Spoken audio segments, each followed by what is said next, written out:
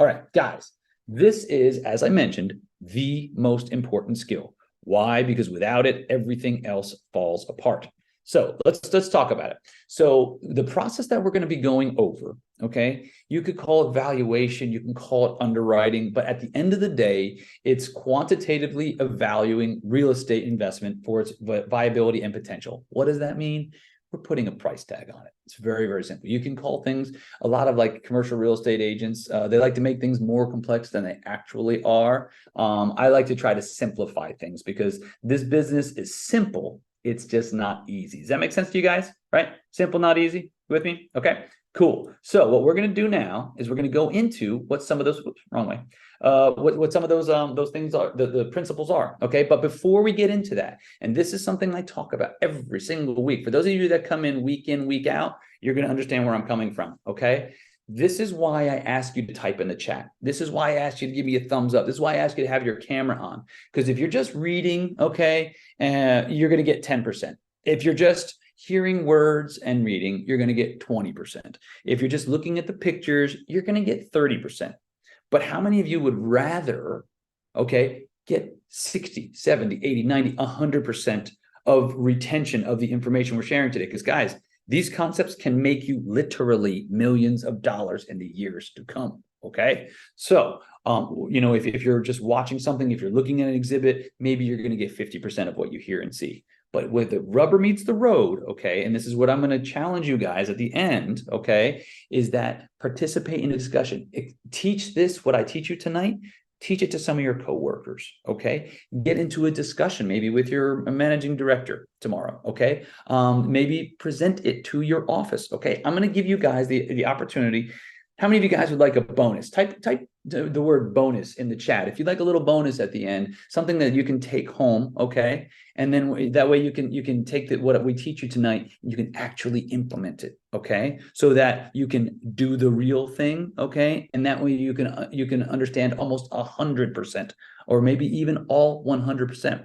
All right, I see Brandon's with me. Okay, Mickey's with me. Heck yeah, guys. Because here's the thing, you'll hear me say this every single week. Information without implementation gives you a big, fat goose egg. So what we want to do is we want to make sure that you're taking the information and you're actually implementing it. And I'm going to give you a bonus at the end for those of you that stay to the end.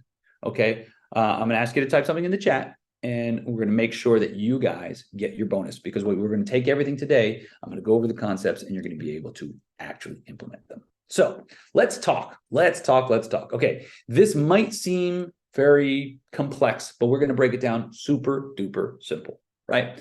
Okay, the basic formula of valuation goes like this. Money comes in the form of income, okay, or rents. Money goes out in the form of expenses, and what's left over is net income. Simple, right? You make money from rents. You spend money on, let's say, utilities and property tax and maintenance and so forth. Okay, what's left over is your net income or net operating income. Type NOI in the chat if you guys have ever heard that term, NOI. Okay, let's see who's with me. Okay, Brandon's with me. Yep. Sadiq, Jason, yes. Okay, cool. It's lighting up. Love it. Okay, now here's the next step, guys. Okay. When income can be in a few different forms, right? Not the least of which is rental income, like we mentioned, okay? Now, there's also something called additional income. Now, guys, light up the chat, okay? I want to make sure that you guys are understanding this, and I want to see like kind of what everyone's level of understanding is. Let's talk about some things in a property. Let's just take an apartment building, for instance. Like that's pretty simple. What are some things that will be additional income for an apartment complex? Let's see what we got. I see Steve, man, quick on the draw, dude. Yes, washer, dryer, laundry. Steve said parking. Sadiq says laundry. Ekaterina says laundry. Yes. Taxes. Vending machine. Okay, taxes are going to be something else, so we'll get to that in just a second. But you guys are understanding. Okay, this is a type of income. Okay, that doesn't come from rents. Okay, make sense? Cool. So when you add your rental income plus your additional income, you're left with your potential gross income. So far, so good. Very simple. Now, here's the thing, folks. No building stays 100% full 100% of the time. Make sense, right? No building is full forever and ever and ever. Tenants move out, Tenants might not pay rent every month. Maybe you have someone move out and it takes a month for them to paint the unit for whatever reason, right? So you're always going to have some form of either vacancy or collections. It might be as little as 1%, right? In a really, really amazing market for sure. But you're always going to have some form of vacancy and collections over a long enough timeline. So what does that mean is you have to subtract out a factor. We like to talk about percentages, right? And depending on the market, depending on the property type, depending on demand, depending on a lot of factors, every market and every sub-market and property type for that matter is going to have like a different vacancy and collection factors. It could be that two buildings side by side have different vacancy and collection factors, even though they're the same property type in the same neighborhood, just because the management isn't as good, right? Maybe they're one management company is on top of things and they're really, really good at collections, and then maybe the other management company is like super laissez-faire and you're just like, well, they'll pay us when they pay us, whatever. Okay, so the point is you need to always subtract out a factor. And to Rick's point, good stuff. Sometimes it's like between 5 and 10% of your potential gross income. Now, what's left over after you subtract out vacancy and collection is going to be your EGI, or effective gross income. What's left over after you really account for what actually happens in the real world. Type a 1 in the chat if that makes sense so far, guys, right? Because we're going to start super duper basic and then we're going to continue to layer things in. Okay, cool. Amanda's with me. Brandon, Robin, love it, guys. Okay, cool. Now that we have income, now let's talk about the other side of the equation, and that's operating expenses. Now, guys, do me a favor, okay? There's 2 words that I'm looking for, that once you learn these 2 words, you'll always know how to consider something an operating expense.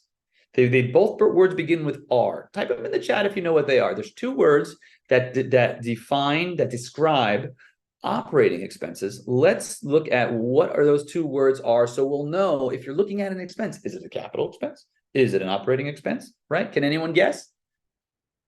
All right, I'll give you a cheat code, right? One of them is, oh, there we go. I see it. Who's the first one? Scott, way to go, buddy. See, one of my students already knows the answer. Yes, one of them is recurring, something that happens on a regular basis, okay? And the other one is regular. So just remember, folks, write this down. This is gold right here, okay?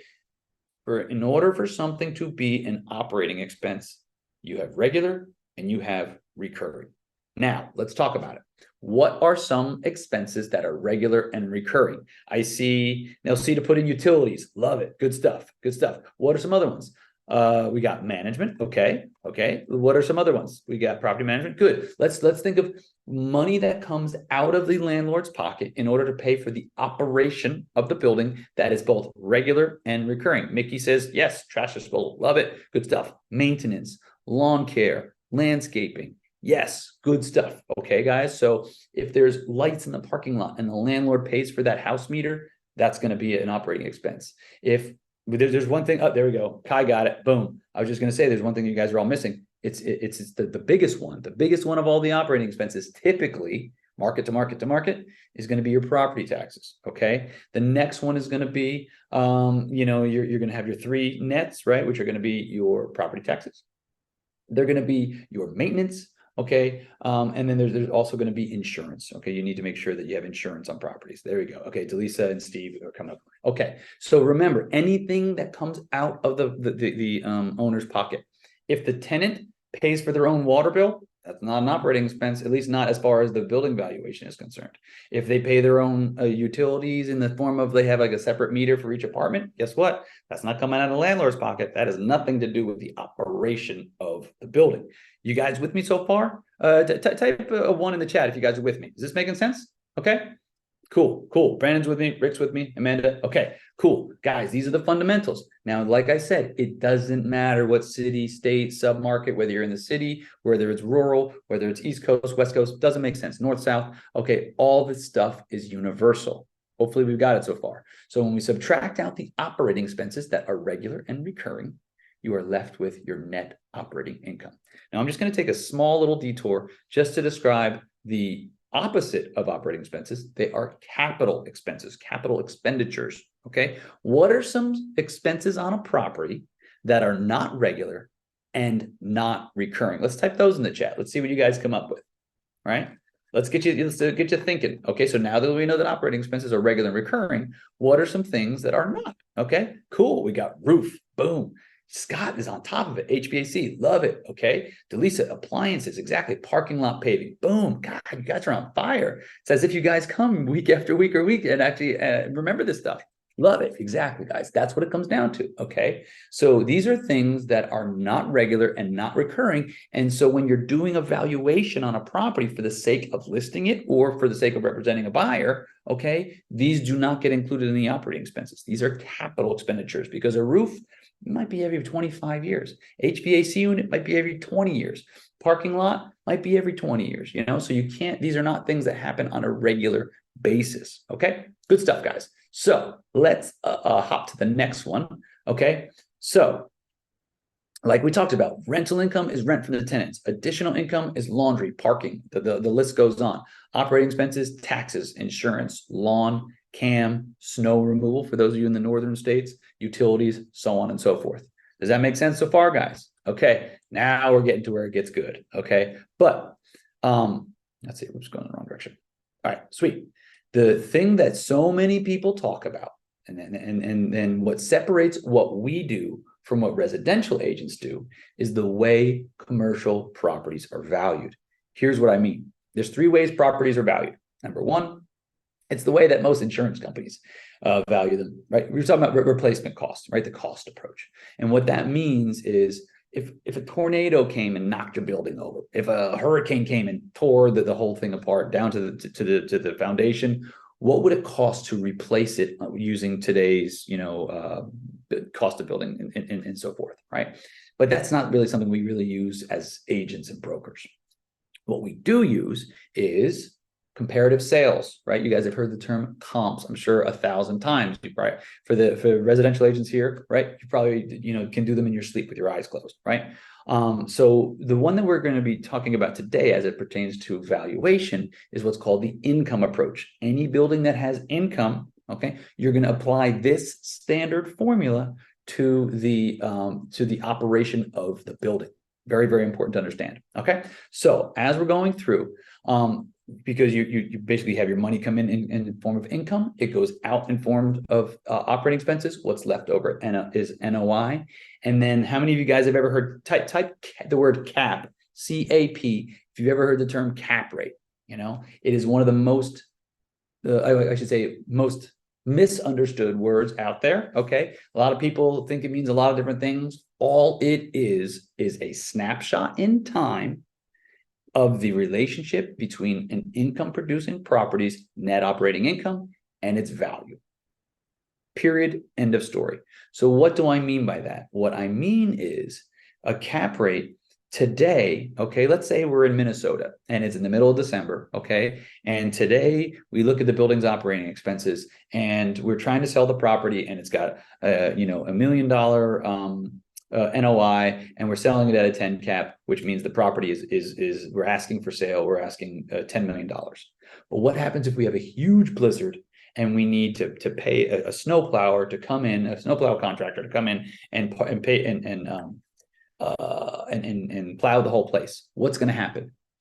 Your operating expenses, things that happen regular and recurring, okay, are going to increase, which means it's going to decrease the NOI, which means it's going to change the relationship between an income producing property's net operating income and its value. So the point is, just if you remember anything, just remember a cap rate is a snapshot in a particular moment in time. Okay, it's just the relationship between income and value.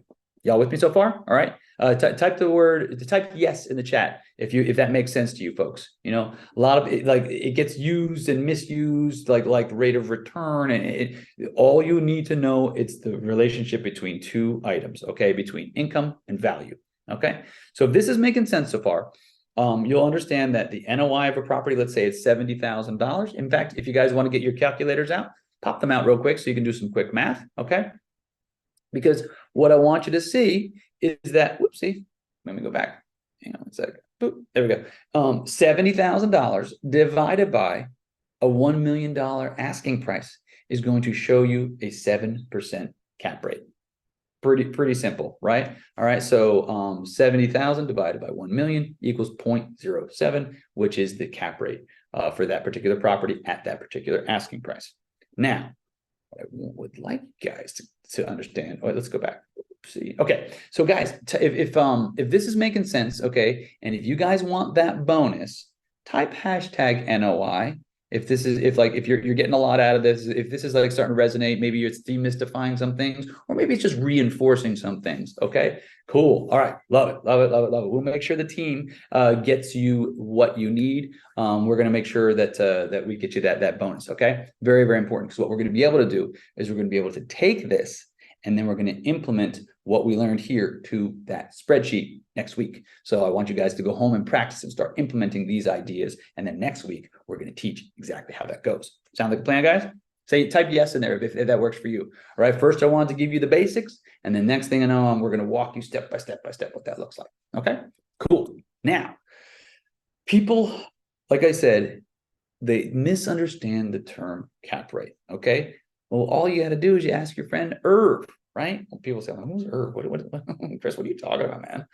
Irv is a formula when valuing income producing properties. And if you know two of the three variables, you can figure out the third. Guys, it's basic algebra, right? You know, like 2x equals 4. Guess what? X equals 2. Why? Because 2 times 2 equals 4.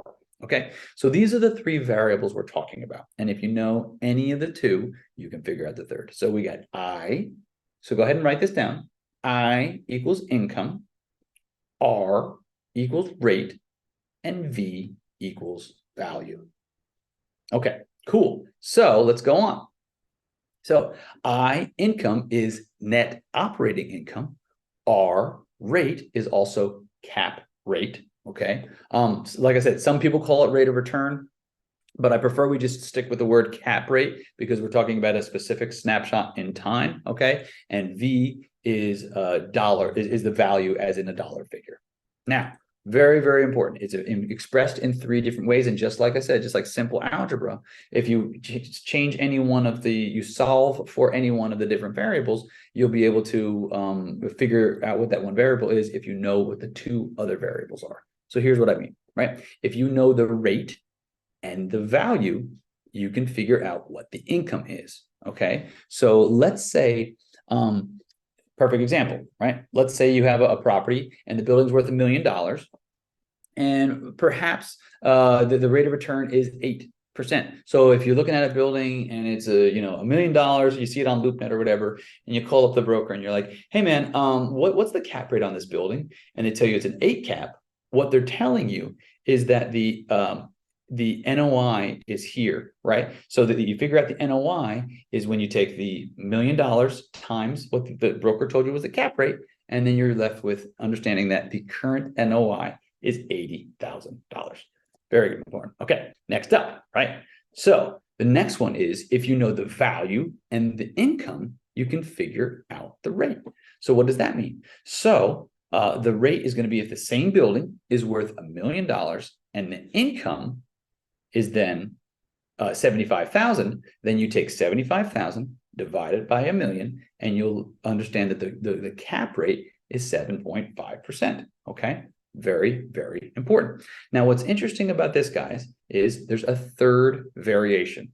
The third variation is if you know the income and you know the rate, you can figure out the value. This is very important when you're understanding what a buyer is willing to pay for a property. Whether you're representing the seller or you're representing the buyer, it makes no difference, right? If you're representing the buyer, okay, and for people that work with me, we teach you how to list the properties, right? But when you're having a conversation, maybe you're devil ending a deal and you're trying to get that buyer to up their mark, most buyers are going to want to be like at some like round number. Let's say the buildings you're asking, I don't know, $1,850,000. They're like, I don't want to pay a penny over $1,600,000.